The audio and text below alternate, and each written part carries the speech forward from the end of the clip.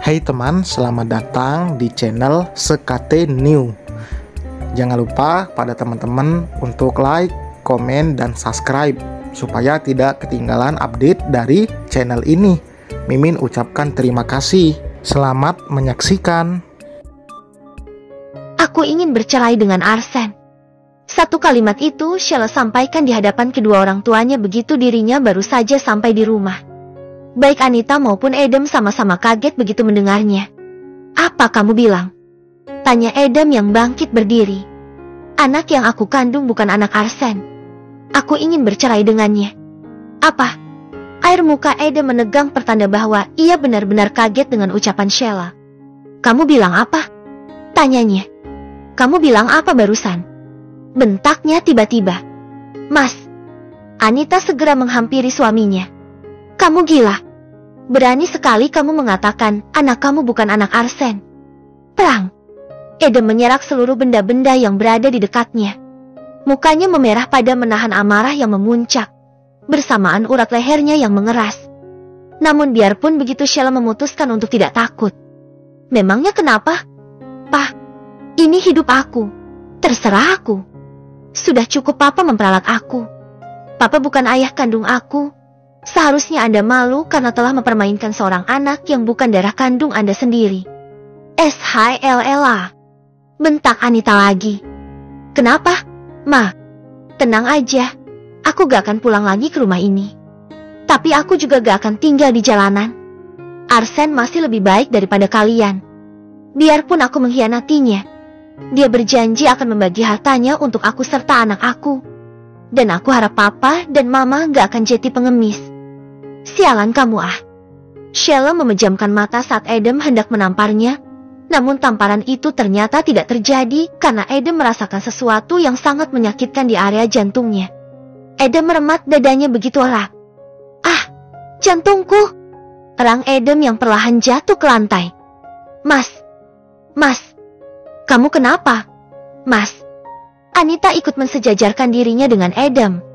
"Ini semua gara-gara kamu, Sheila. Panggil ambulans sekarang." "Baiklah." "Ups, aku lupa." Sheila menutup mulutnya dan berpura-pura lupa. "Percuma, Ma, sekarang suami Mama akan benar-benar stroke. SHLLA. Sampai ketemu di hari yang lebih baik, Ma. SHLLA. Kembali. SHLLA." Sheila sama sekali tak mendengarkan teriakan Anita yang memanggilnya. Sudah selesai. Sheila tidak akan bergantung lagi pada mereka. Arsen kini duduk di samping Sheila dengan sebuah ballpoint di tangan. Di hadapannya duduk seorang hakim yang menunggu kedua insan itu selesai menandatangani sebuah surat cerai. Sedangkan bangku di belakang Arsen dan Sheila diisi oleh beberapa orang yang mereka kenal. Arsen selesai memberi tanda tangan di atas kertas yang lalu ia menggeser surat cerai tersebut ke hadapan Sheila. Sheila menatapnya sesaat. Menandatangani surat itu artinya ia akan memutuskan hubungan dengan ibu dan ayah tirinya. Namun di sisi keraguan Sheila menoleh ke belakang. Tepatnya di mana Leo yang masih cedera duduk sendirian. Leo tersenyum sembari mengangguk kecil demi meyakinkan Sheila. Sheila kembali menatap surat cerai yang sama. Ia mengambil ballpoint yang tergeletak lalu menegakkannya. Sheila bersiap menandatangani surat cerai tersebut. Ya, dia menandatanganinya. "Terima kasih atas 9 bulan ini, Mas Arsen," ujar Sheila sembari menjulurkan tangan. Arsen menjabat tangan Sheila. "Terima kasih kembali. Maaf saya selalu menyakiti hati kamu." Sheila mendengus geli. "Iya, yang terpenting kamu sudah memaafkan Leo." "Apa kamu yakin dengan Leo?" "Kalau saya masih kurang yakin." "Aku yakin. Dia juga sudah minta maaf secara tulus. Aku akan ubah pola pikirnya secara perlahan." Arsen mengangguk singkat. "Oke, semoga berhasil." Arsen berbalik badan menghadap Reina. Reina melempar senyum kepadanya yang dibalas oleh senyum yang sama oleh Arsen. Arsen melangkah mendekati Reina. Reina bangkit berdiri. "Ayo pulang," ajak Arsen sembari menggenggam tangan Reina. Reina mengangguk. Pun dua insan itu melangkah meninggalkan pengadilan agama. Mobil cabriolet milik Arsen menderum di jalanan bersamaan dengan Reina di sampingnya. Tangan Arsen tak lepas dari paha Reina dan sesekali mengelusnya pelan. Tak jarang mereka saling bertukar senyum. Arsène membawanya menuju suatu tempat yang sunyi dan damai di pinggir danau. Keduanya bersandar di depan bemper mobil menghadap danau dengan secup kopi di masing-masing tangan. Akhirnya satu masalah selesai, ujar Arsène setelah kesunyian. Bagaimana keadaan Pak Edem? Arsène menghela napas gusar. Ya, dia harus dirawat. Aku akan tetap memberikan perawatan terbaik untuknya. Reina mengangguk mengerti. Tapi kita masih punya masalah lain. Iya, ini soal ayah kamu. Media akan meliput berita perceraian aku dengan Sheila. Cepat atau lambat dia pasti tahu. Kita juga gak seharusnya menyembunyikan ini dari ayah.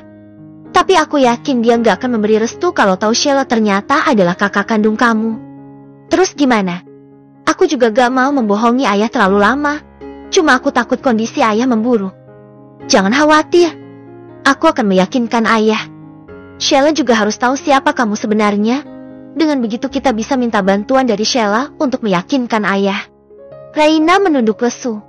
MBA Sheila pasti benci banget sama aku kalau tahu aku adiknya yang mengkhianati dia. Lirihnya. Sheila merindukan ayah kandungnya. Kamu gak boleh egois. Arsène menggenggam tangan Reina, menaikkan dagunya dan menatapnya lekat. Semuanya pasti baik-baik saja. Percaya sama aku. Reina mengulum senyum. Aku percaya kok sama kamu. CEO Arsenio bercerai. Pemilik Arsenio Core bercerai. Sang istri hamil anak pria lain. Pengkhianatan berujung perceraian. Diduga berkhianat, Arsenio menalak istrinya. Sidang perceraian CEO dari Arsenio Core dengan sang istri telah selesai dilakukan. Sang istri diduga berselingkuh dan mengandung anak dari laki-laki lain. Seluruh karyawan di kantor mendengar berita tersebut dari televisi dan beberapa media lainnya. Mereka bertanya-tanya apa yang sebenarnya terjadi. Bukankah Arsène yang berselingkuh dengan Reina? Kenapa berita justru mengatakan hal yang lain? Jadi ternyata istrinya Pak Arsène yang lebih dulu selingkuh. Tanya Hengki ketika dirinya dan Zain sedang berdiri sambil membuat kopi di pantry. Makanya udah gue bilangin berapa kali. Jangan menyimpulkan sesuatu hanya karena gosip. Perjelas Zain sambil menuang coffee maker. Iya, gue salah. Dumel Hengki. Nih. Zain memberikan secangkir kopi kepada Hengki. Thanks, bro. Gue duluan. Ya. Yay. Hengki pergi lebih dulu dengan membawa kopi yang diberikan Zain kepadanya. Tak berselang lama setelah itu Zoya dan Reina memasuki pantry. Hai. Sapa Reina kepada pria itu. Hai, Rain. Gimana? Lancar? Lancar-lancar aja. Dede bayi mana, Pak? Tanya Zoya. Lagi sama yang lain. Jawab Zain. Zoya mengambil cangkir kosongnya dan lalu menghampiri Zain. Mau kopi? Zain bertanya. Zoya mengangguk antusias. Sini. Zain meminta cangkir Zoya. Makasih, Pak Zain. Baik banget deh. Zoya tersenyum malu-malu.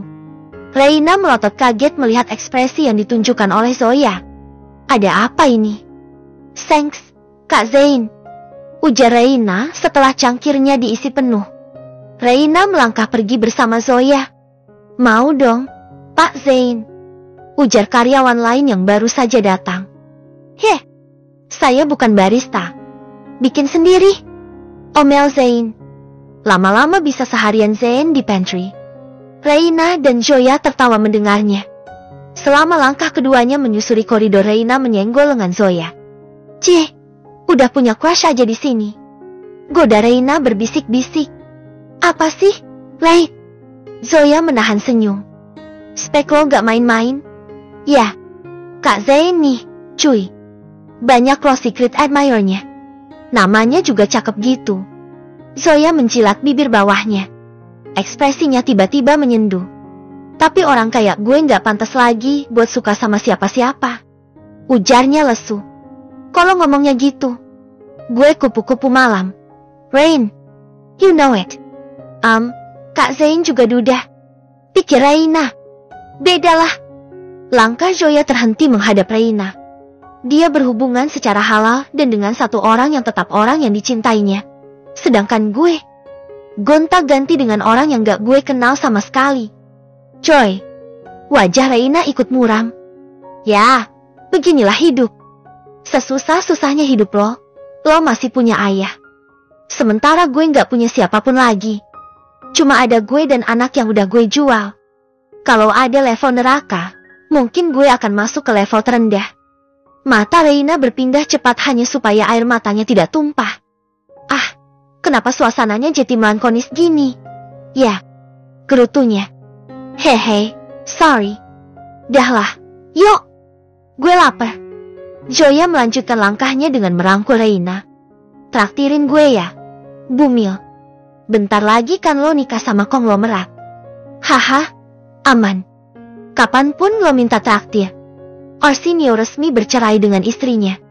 Sang istri yang bernama Sheila diduga melakukan perselingkuhan dengan Tit. Adiwangsa mematikan televisi yang barusan memutar berita hangat soal adik angkatnya. Muka Adi terlihat kusam. Seharusnya hari ini adalah hari yang ditunggu-tunggu oleh Adi. Alasan kenapa Adi sampai menyewa Reina. Tapi kenyataan yang terjadi justru membuat Adi menyesali perbuatannya. Melihat Adi memejamkan matanya yang suntuk membuat Sonya menghela napas gusar. Dari ekspresi Adi dan caranya mengurut pelipis, Sonya bisa menyimpulkan betapa letihnya pria itu. Pak Adi, apa Anda butuh minum? Tanya Sonya bermaksud membantu. Adi hanya menggeleng lemah tanpa membuka mata. Saya tahu berat rasanya menerima berita hari ini. Tapi Anda, seumur hidup saya hanya bisa melakukan kesalahan. Bahkan kelahiran saya pun adalah sebuah kesalahan yang membuat keluarga lain menderita. Ya, mungkin ini adalah kutukan untuk saya. Sela Adi dengan suara berat. Saya mohon jangan berpikir seperti itu. Masih banyak yang menyayangi dan menghormati Anda, Pak. Adi menghela napas saat mengubah posisinya. Kini punggungnya bersandar di kursi dengan matanya yang menatap kosong ke depan. Tidak ada yang sesempurna dirinya. Katanya lagi. Waktu Anda menyukai Ibu Sheila juga Anda mengatakan hal yang sama. Tolong buka mata Anda. Temukan siapa yang mencintai Anda. Saya mohon. Bagaimana nasib Reina jika ayahnya tahu? Saya harap tidak ada sesuatu hal yang buruk terjadi. Gumam Adi. Sonya menunduk dalam. Bahkan kalimat terakhir dari Sonya diabaikan oleh Adi. That's true. Sonya dan Reina bagaikan langit dan bumi. Bagaimana Sonya yang kaku berharap bisa menjadi Reina yang supel? Sonya tidak akan pernah bisa sesempurna Reina. Tok tok tok. Permisi, Pak. Masuk saja, Adit. Adit berjalan masuk ke ruangan Adi sebelum berkata kepada Adi. Mitra baru yang kemarin kita bicarakan datang kemari, Pak. Dia tidak ingin menunda lebih lama. Mitra, yang mana maksud kamu? Adi mengerutkan alis. CH Group yang dipimpin oleh Mr. Cleo. Adi menghampiri pria blasteran yang dimaksud oleh Adit. Dia sudah menunggu lama di sofa labi. Cleo bangkit berdiri demi menyambut kedatangan Adi serta menjulurkan tangannya. Tanpa menunggu lama Adi menjabat tangan Cleo. Good afternoon, Mr. Adiwangsa. How are you today? Tanya Cleo ramah sembari tertawa renyah. Ah, I'm fine. Selamat siang juga dan terima kasih sudah bertanya. Bagaimana kabar Anda? Jawab dan tanya balik Adi. Hoho, kabar saya juga baik. Itu bagus. Silahkan duduk. Adi mempersilahkan Cleo. Keduanya beranjak duduk berhadapan. Bagaimana? Adi, apa Anda bersedia untuk bekerja sama dengan saya? Asisten saya sudah menjelaskan tentang profit yang akan Anda peroleh kalau Anda menerima kerjasama antar perusahaan kita. Saya pribadi jauh-jauh datang ke sini karena begitu antusiasnya bisa bertemu dengan CEO Adiwangsa secara langsung. Ini suatu keberuntungan bagi saya. Jelas Cleo dibarengi wajah bugarnya. Adi mengangguk mengerti. Ya, saya sudah memikirkannya. CH Group bukanlah perusahaan kecil yang bergerak di bidang saham sejak tahun 1939 di Batavia. Bukan begitu? Lantas bukan tanpa alasan bagi Anda menawarkan kerjasama kepada saya. Terlihat dari persentase, perusahaan saya lebih kecil dari CH Group. Jadi kita langsung ke intinya saja.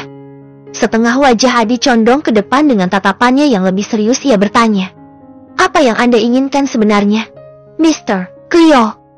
Senyum Cleo lebih pudar dari sebelumnya setelah melihat kepekaan Adi terhadap kedatangannya. Tak Tak berselang lama Cleo kembali tertawa.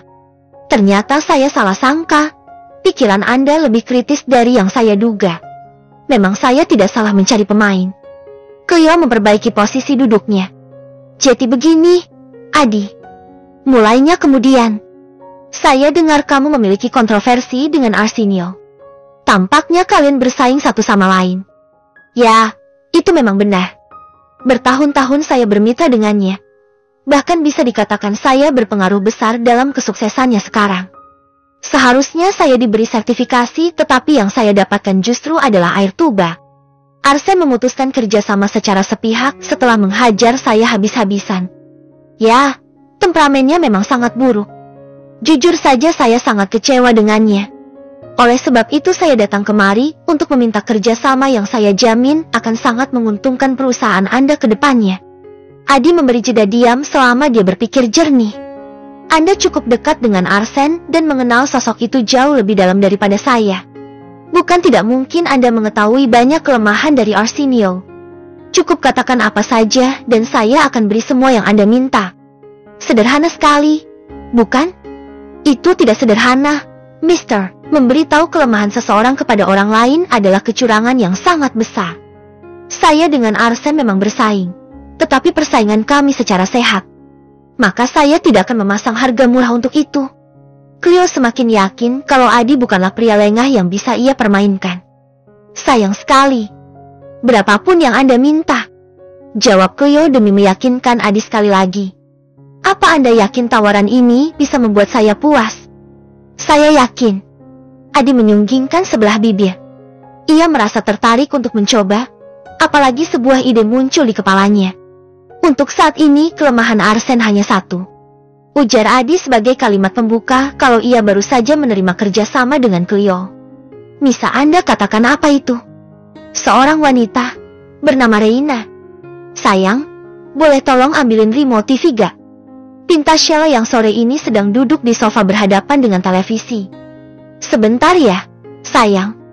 Leo menjawab dari pantry sembari mengaduk segelas susu. Tak lama setelah itu, Leo berjalan menghampiri Sheila dan meletak susu tersebut di atas meja. Diminum ya susunya, ujarnya yang kemudian mengambil remote TV untuk memberikannya kepada Sheila. Makasih, sayang. Sheila tersenyum lebar.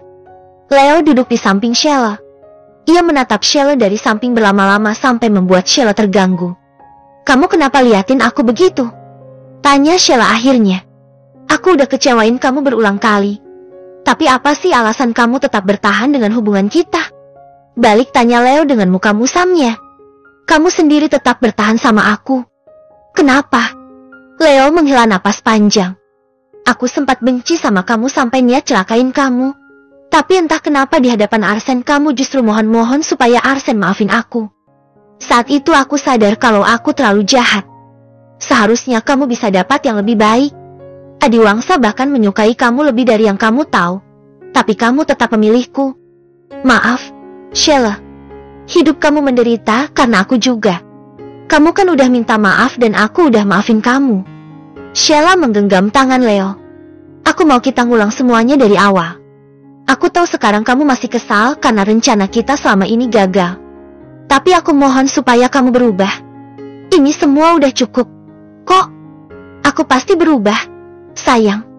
Leo tersenyum sembari mengelus perut buncit Sheila. Oh iya, kita nggak bisa gini terus dong ya. Kapan baiknya kita bisa menikah? Kayaknya setelah persalinan. Gak bisa sekarang, kan? Leo mengangguk mengerti. Ting-nung. Loh, siapa? Barusan ada yang menekan bel pintu. Biar aku yang buka. Kamu tunggu di sini ya.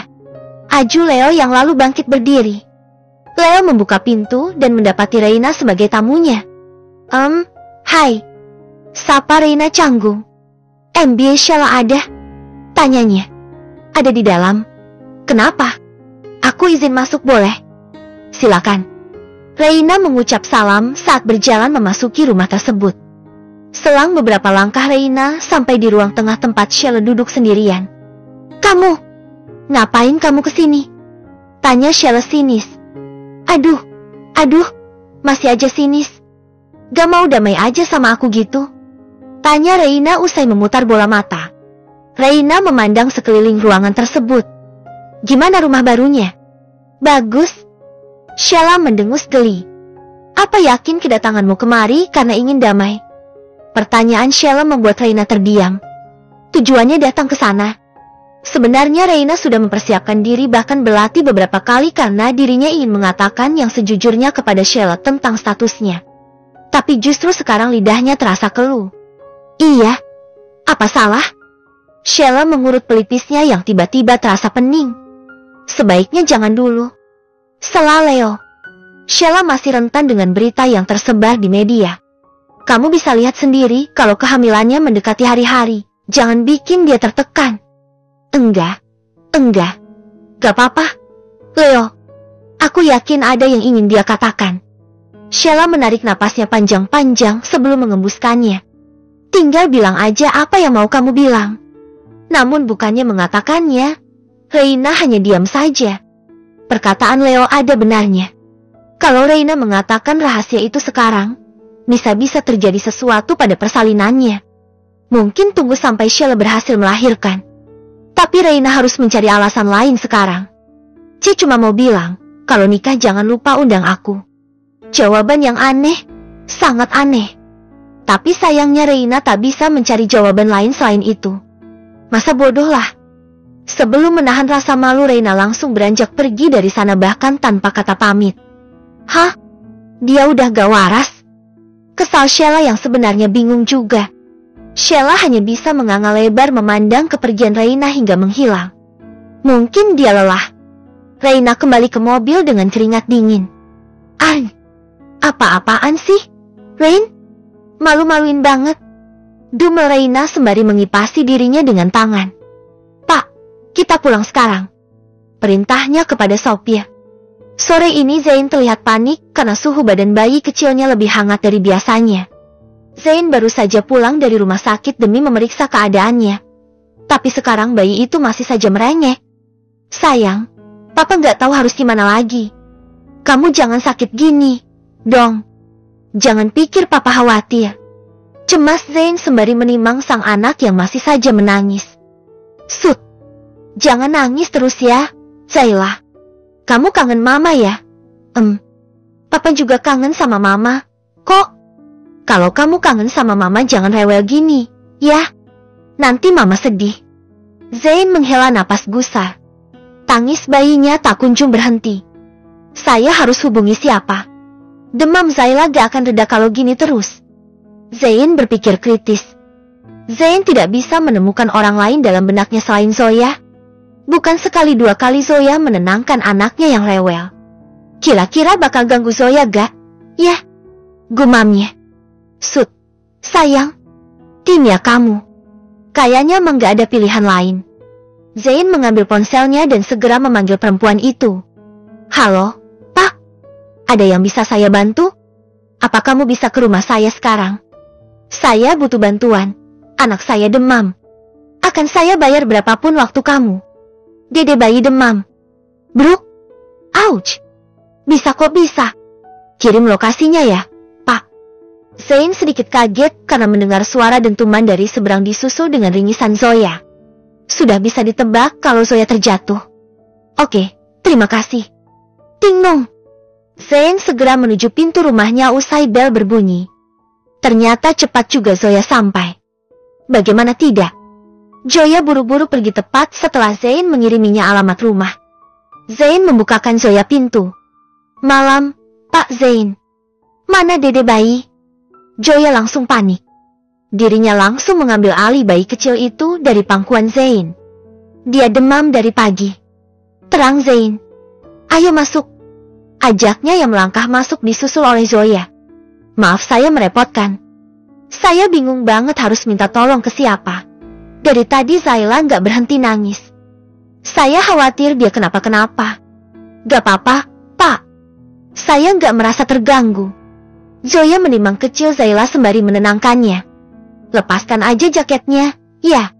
Sepertinya dia butuh sirkulasi udara. Bayi demam bisa disebabkan oleh suhu udara yang panas. Gitu, ya. Saya gak tahu. Iya, dilepas aja. Zoya melepaskan jaket yang dikenakan oleh Zayla lalu memberikan jaket tersebut kepada Zain. Zoya kembali menimang Zayla. Bisa minta susu untuk Zayla? Pak. Sebentar. Zain menuju kamarnya dan kembali dengan dot susu. Saya sudah bawa dia berobat, tapi dari tadi susah dikasih minum. Dotnya selalu ditolak sama dia. Terang Zain sembari memberikan dot susu kepada Zoya. Gak apa-apa, jangan dipaksa. Zoya mengusap lembut punggung Zayla sampai tangisnya reda. Dengan sabar Zoya melakukannya tanpa memperdulikan tangannya yang mulai pegal. Beruntungnya lama-kelamaan Zayla mulai tenang. Saat itulah Zoya memberikan susu untuknya. Zain juga turut berdiri, bersandar di balik Buffett selama Zoya melakukan itu. Pandangan Zain tak lepas dari itu semua. Dirinya mengucap syukur karena sang anak mulai terlelap juga. Pak Zain, saya izin masuk kamarnya buat ngeletak dede bayi. Ujar Zoya lagi. Ah, iya. Zain membukakan pintu untuk Zoya masuk. Zoya meletakkan Zayla di box bayi setelah memastikan bayi itu sudah tertidur lelap.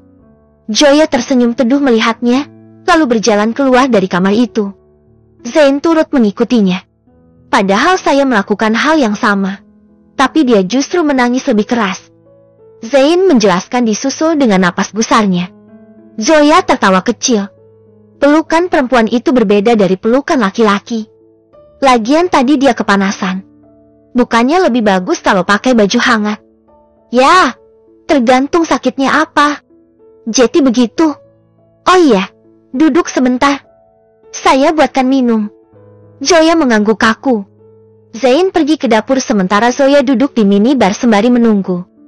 Tak butuh lama sampai Zain kembali dengan secangkir kopi hangat dan berakhir duduk di hadapan Zoya. Makasih, Pak. Sungkan Zoya. Zain melirik jam di dinding. Sudah jam 6. Kamu sholat gak? Zoya menggeleng lemah. Kenapa? Percuma saya sholat kalau saya sering melakukan dosa. Itu sama aja saya menghina agama saya. Jadi lebih baik gak sekalian. Dosa apa? Rasanya Zoya tidak sanggup menjawab pertanyaan satu itu. Zain membasuh bibir bawahnya. Ah, saya mengerti. Ucapnya lalu meskipun tak mendapat jawab. Tetapi saya tahu kok gimana caranya. Heboh Zoya. Mau coba sholat sekarang? Zoya ikut melirik jam di dinding. Memang sudah waktunya sholat maghrib. Boleh.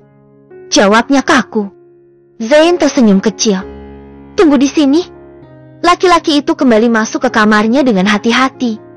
Ia menuju lemari dan mengambil sebuah mukena yang tertata rapi di rak. Aku minjem mukena kamu boleh? Ya. Gumam Zain seakan bicara dengan almarhumah istrinya. Setelahnya Zain kembali keluar. Ia menggelar sajadah di tempat dirinya biasa beribadah. Pakai ini.